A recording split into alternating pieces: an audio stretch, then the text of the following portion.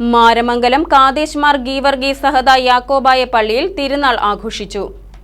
മാരമംഗലം കാദേശ് മാർ ഗീവർഗീസ് സഹദ പള്ളിയിൽ വിശുദ്ധ ഗീവർഗീസ് സഹദായുടെ ഓർമ്മ പെരുന്നാളാണ് ആഘോഷിച്ചത്. മാത്യൂസ് മാർ അപ്രേം മെത്രാപ്പോലീത്തയുടെ കാർമ്മികത്വത്തിൽ വിശുദ്ധ മൂന്നിന്മേൽ കുർബാന അർപ്പിച്ചു. തുടർന്ന് പ്രദക്ഷിണവും ഉണ്ടായിരുന്നു. കല്ലുപാലം ചാപ്പലിലേക്കായിരുന്നു പ്രദക്ഷിണം.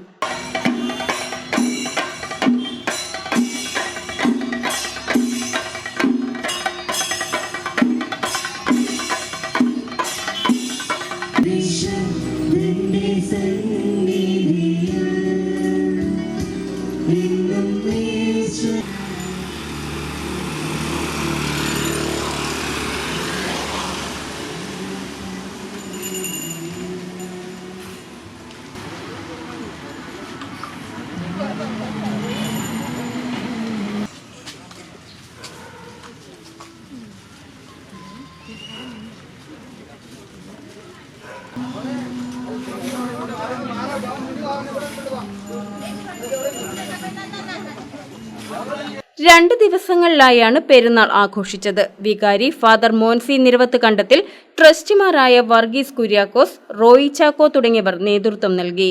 News desk KCV.